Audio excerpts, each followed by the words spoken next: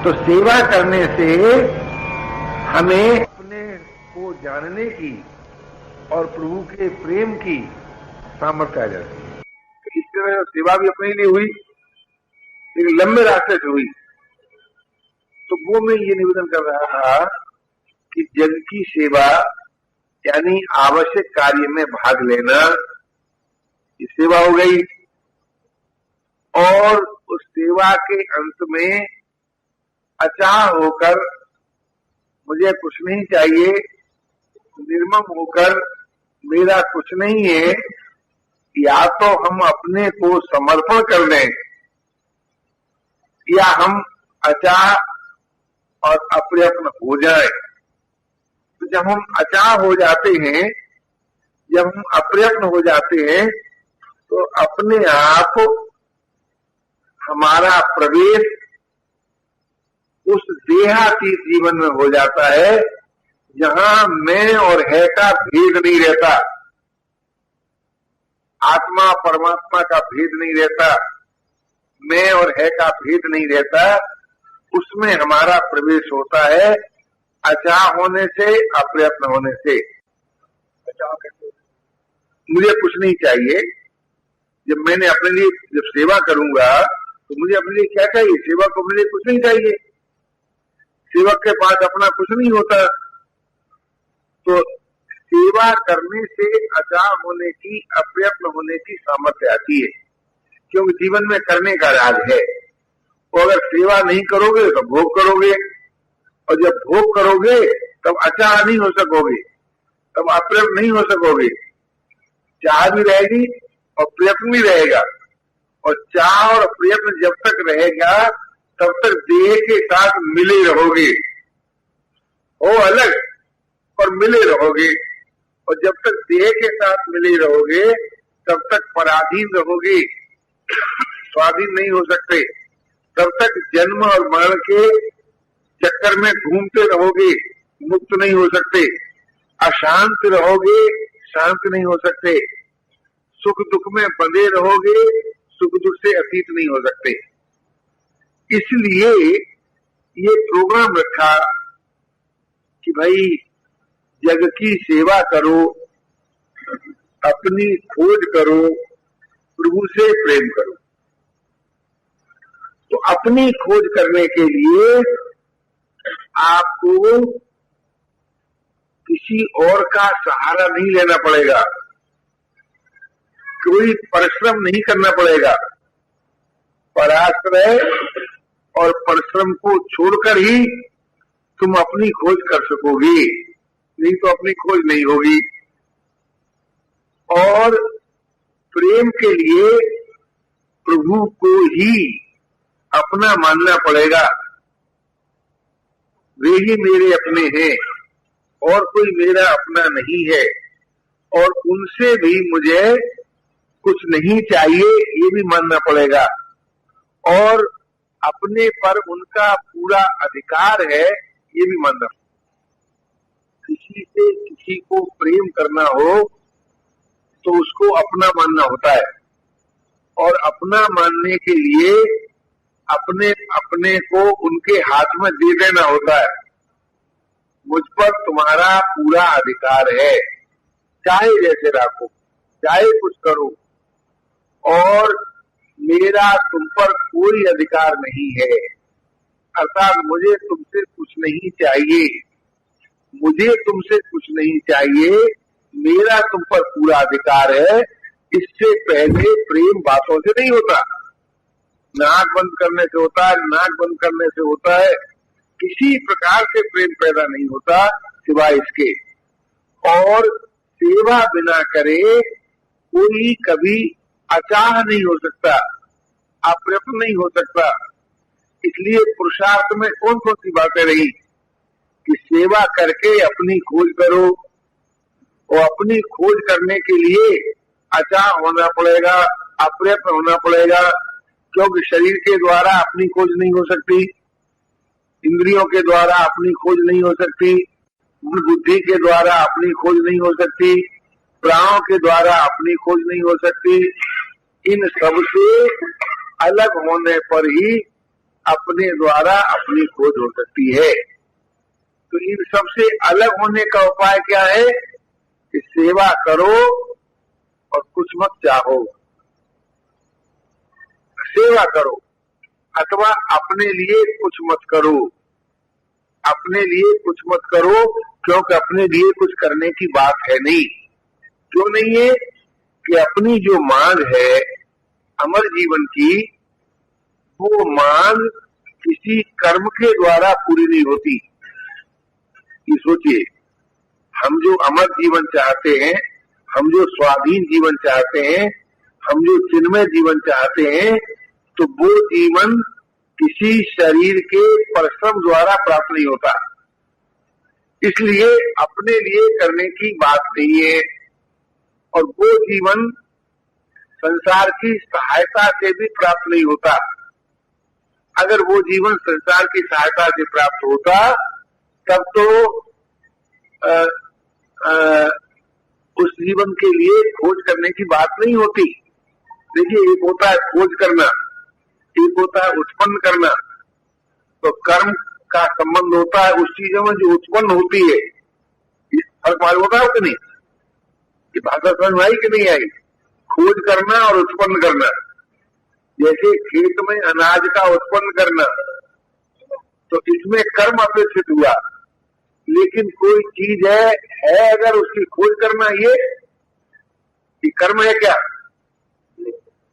भाई देखो, न समझ में आते वादिक भाजी तुम लगा शहीदों में शामिल मत होना। सुनते सुनते जन्म बिता दो और समझ कुछ न पाओ, ये मेरा मतलब नहीं। इसलिए मैं बार बार पूछता हूँ। जैसे किसी चीज को पैदा करना होता है और किसी चीज की खोज करना होता है, तलाश। तो तलाश जो की जाती है वो उसकी की जाती है जो है, और पैदा जो की जाती है वो की जाती है जो नहीं है। कभी है और कभी नहीं, उसको उत्पन्न किया जाता है। और जो सदैव है, सर्वत्र है, उसकी खोज की जाती है। तो यह के संबंध में जो कुछ जरूरत होती है उसके लिए कर्म किया जाता है। जैसे कल अगर जाना है बंबई डॉक्टर को दिखाने के लिए, तो उसके लिए कर्म करना पड़ेगा। और वो डॉक्टर की पहुंच मैं तक न होकर शरीर तक रहेगी। तो संसार के जितने कर्म हैं वे शरीर तक रहते हैं और शरीर मैं तक नहीं पहुंचते। तो मैं की खोज करने के लिए शरीर का आश्रय छोड़ना पड़ता है, और शरीर का आश्रय छोड़ने के लिए सेवा करनी पड़ती है। अगर तुम सेवा नहीं करोगे और करने की राग बना रहेगा, करने की रुचि बनी रहेगी, तो तुम शरीर में चिपके रहोगे और व्यर्थ चेष्टा करते रहोगे। ऐसा या व्यर्थ चिंतन होता रहेगा, व्यर्थ चेष्टा करते रहोगे, व्यर्थ चिंतन होता रहेगा। कब तक? जब तक तुम सेवा नहीं करोगे। ये बात समझ में आ गई? भाषा कोई ऐसा भाई बहन को इसके न समझ में आई हो? सेवा का मतलब यह है कि जो काम करो उसमें दूसरों का हित होना चाहिए, उसका संबंध दूसरे के साथ होना चाहिए। अपने सुख में उसका उपयोग नहीं होना चाहिए।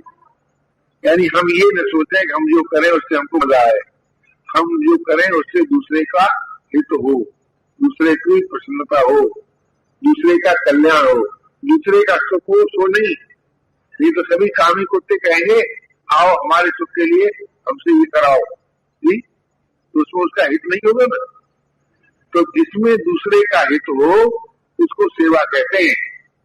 जिसमें अपना सुख हो उसे भोग कहते हैं। भोग से शरीर का संबंध नहीं टूटता, सेवा से शरीर का संबंध टूटता है।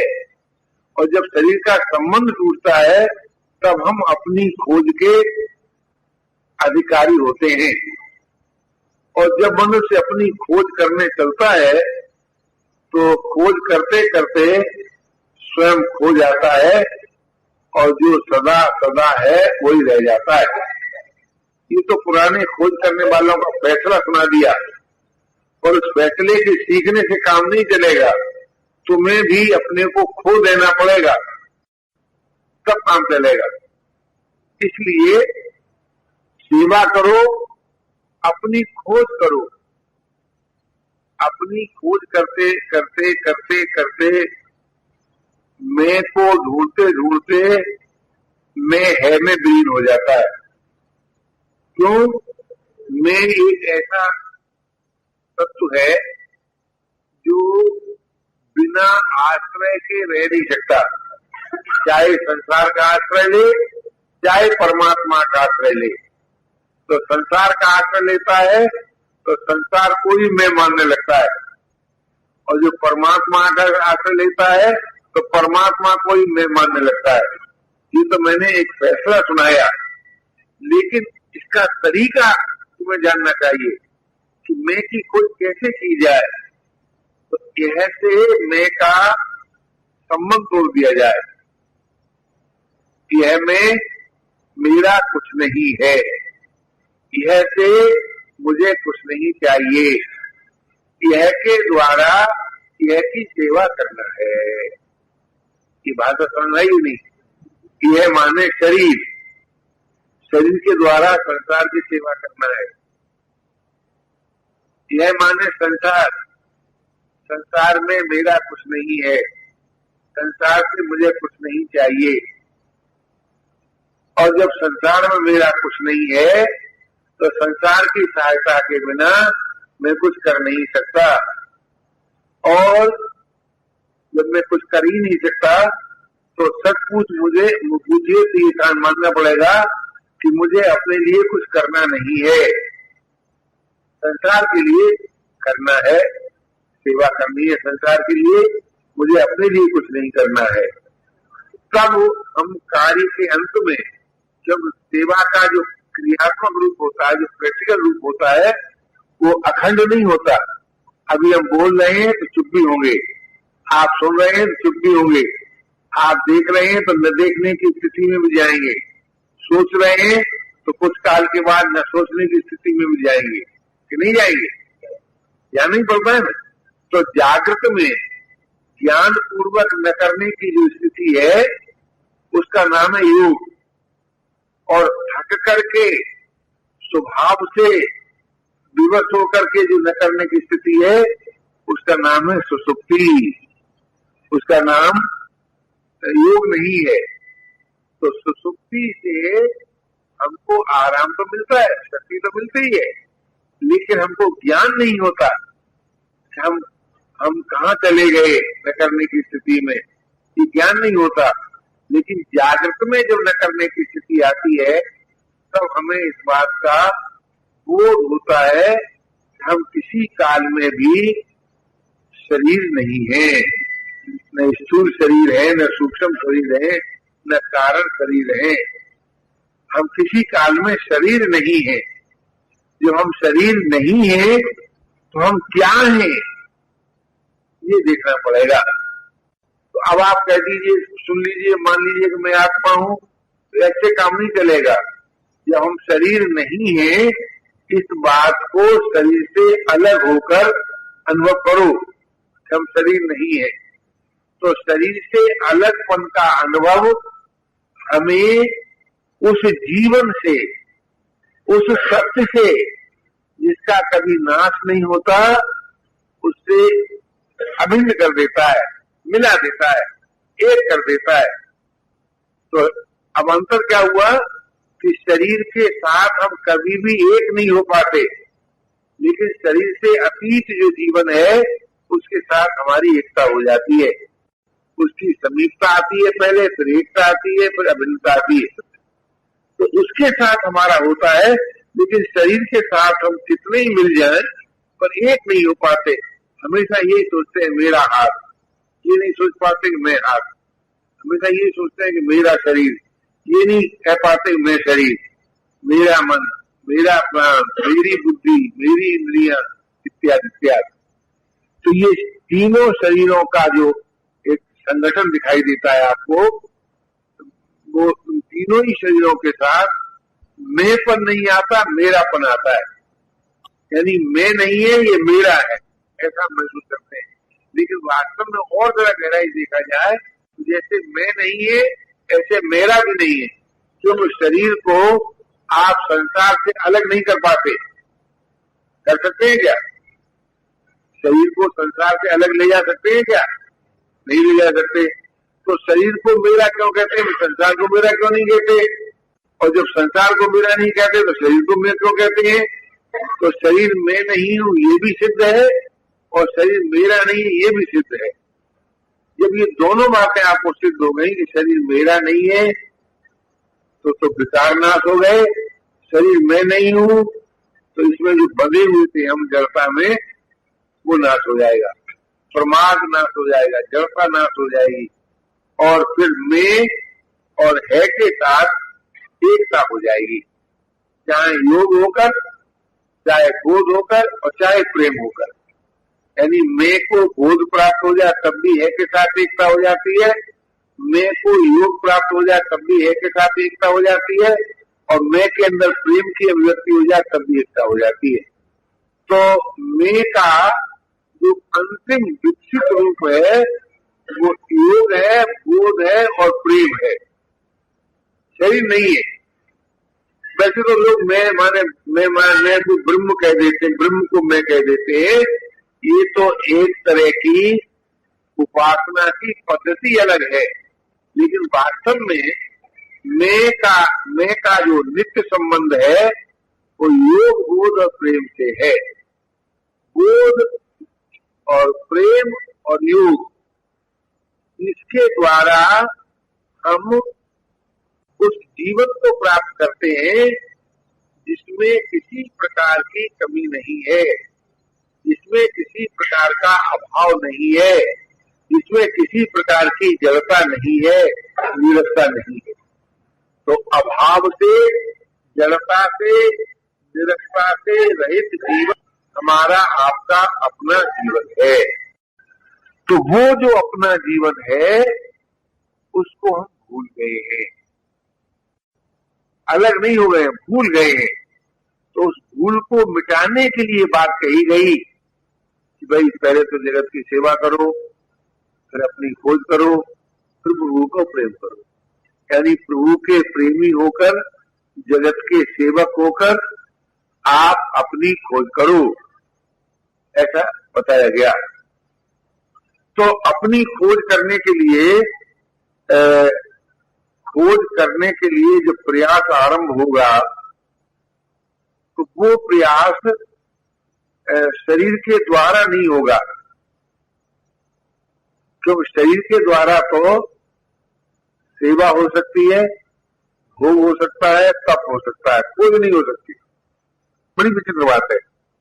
शरीर के सहारे को लेकर आप सही काम कर सकते हैं और शरीर के सहारे को लेकर आप तप कर सकते हैं, लेकिन शरीर के सहारे को लेकर आप अपनी खोज नहीं कर सकते। इसलिए शरीर का सहारा छोड़कर अप्रयत्न होकर हम अपनी खोज कर सकते हैं। खोज क्या कर सकते हैं?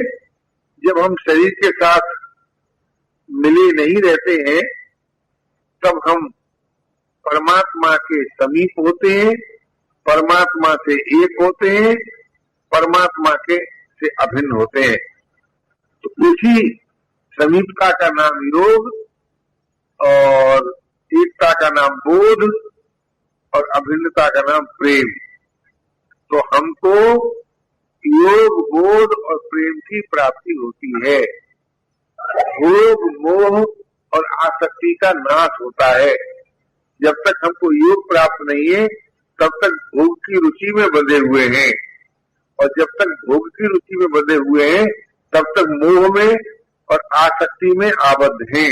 आपकी भाषा समझते हैं, मोह और आसक्ति है? तो अब सोचिए कि आप भोग, मोह और आसक्ति में ही रहना चाहते हैं कि योग, बोध, प्रेम को पाना चाहते हैं? ये सोचिए। अगर आप योग, बोध, प्रेम को पाना चाहते हैं तो आपको सेवा करनी होगी, अचाह होना पड़ेगा, अप्रयत्न होना पड़ेगा, और कोई उपाय नहीं। सेवा करो जिससे अचाह होने की सामर्थ्य आ जाए, अचाह हो जाओ जिससे अप्रयत्न होने की सामर्थ्य आ जाए। ये जरूर आ जाती है। तो अप्रयत्न होने से योग हो जाता है। क्योंकि भोग में तो प्रयत्न रहता है। भोग बिना परिश्रम के, बिना पराश्रय के होता है क्या? कोई भी भोग हो जी, पराश्रय परिश्रम के बिना हो सकता है क्या जी? तो योग में न पराश्रय है न परिश्रम है।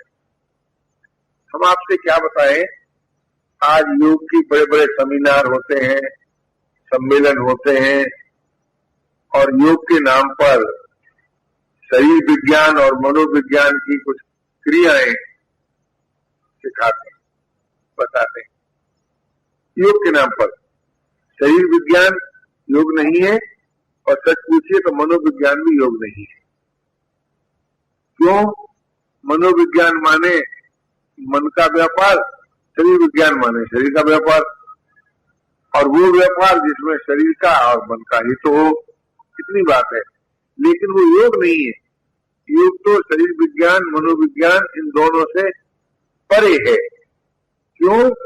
योग जो है ना, ये मनुष्य का अपना जीवन है।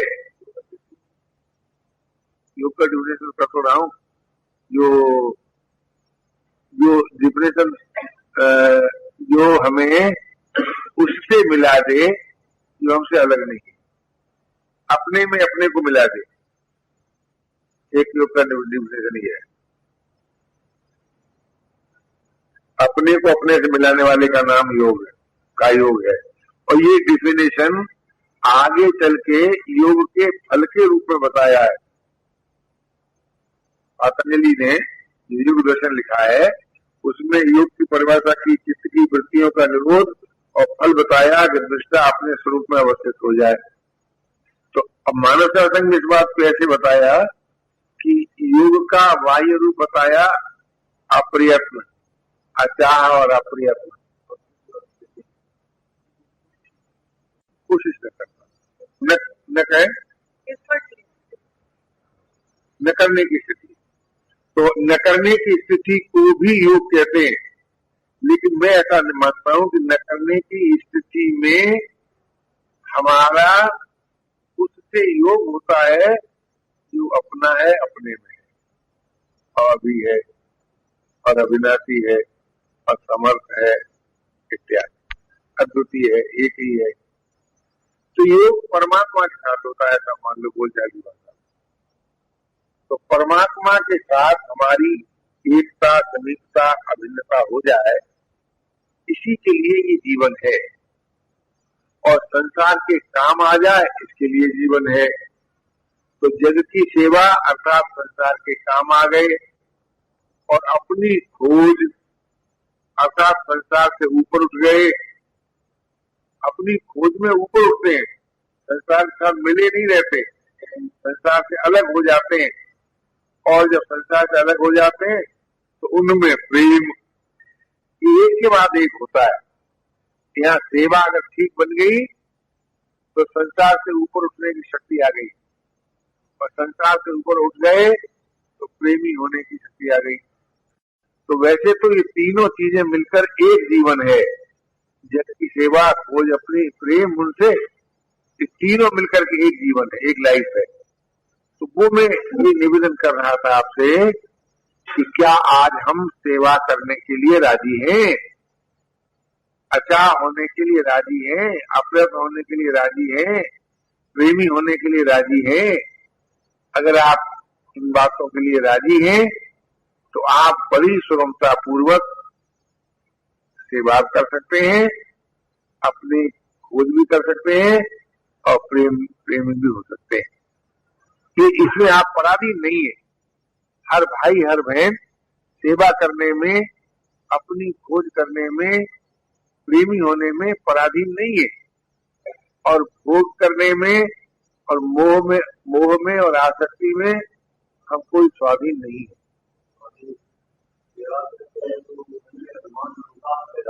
नहीं, बेवकूफों को होता है वो। सेवा नहीं है जो सुनो, सेवा सामग्री अपनी नहीं, अभिमान काय का होगा। मैं आपसे निवेदन करना चाहता हूँ, जिस वस्तु के द्वारा भला करते हैं वो वस्तु आपकी है क्या? तो भगवान का कार्य करते हो तो भूल है ना, तो भूल से सेवा नहीं ना बनती है। कोई तो मैं आपसे निवेदन कर रहा था कि पहले अपने जीवन को देखिए, आप लोगों ने सेवा की नहीं, सेवा होती नहीं। अगर सेवा हो गई होती तो त्याग और प्रेम अपने आप आ जाता, ऐसा नियम है। जहाँ सेवा है वहाँ त्याग जरूर है, और जहाँ त्याग है वहाँ प्रेम अवश्य है। इन तीनों में विभाजन नहीं होता कि सेवा अलग चीज है, त्याग अलग चीज है, प्रेम अलग चीज है, ऐसा नहीं होता। एक ही जीवन के ये तीन आधारभूत हैं। सेवा करोगे तो त्याग का बल आ जाएगा, त्याग करोगे तो प्रेम आ जाएगा, ऐसा है। तो त्याग का दूसरा नाम फल ज्ञान भी है, प्रेम भी है। ज्ञान प्रेम में तो खैर विभाजन है नहीं, वो अलग विषय है। तो मैं जो अभी आपसे निवेदन कर रहा था कि सेवा बिना करे आप अपनी खोज नहीं कर सकेंगे, तो अपनी खोज किए बिना अपने में अपने प्रेमास्पद को नहीं पा सकेंगे। इसलिए ये तीनों बातें बताई गई, जग की सेवा, खोज अपनी, प्रेम उनसे कीजिए। और इन तीनों बातों को कब बताया गया? जब ये बात आपके सामने पहले रख दी कि मैं नहीं, मेरा नहीं, ये शरीर मैं नहीं हूँ, ये शरीर मेरा नहीं है, ये तन किसी का है दिया, और जो भी अपने पास है वो धन किसी का है दिया। ये बात पहले बताई गई कि पहले ज्ञान पूर्वक ये अनुभव करो कि शरीर मेरा नहीं है, मैं शरीर नहीं हूँ, और जो कुछ मुझे अपने पास मालूम होता है वो किसी का दिया हुआ है।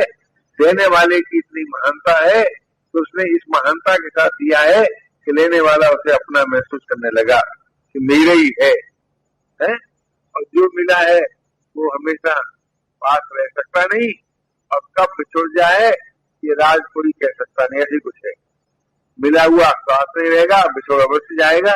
उसके बाद ये कहा, अगर ये सत्य आप पहले मान लेंगे, उसके बाद कहा जग की सेवा, खोज अपनी, प्रेम उससे कीजिए। तो पहली बातों को भूलने से ना आपको अनुमान होगा भाई। अगर आप ये मान लेंगे कि तन मेरा नहीं है तो तन के द्वारा सेवा की हो, अनुमान कैसे हो जाएगा? धन मेरा नहीं है तो धन के द्वारा की हुई सेवा का अनुमान कैसे हो जाएगा?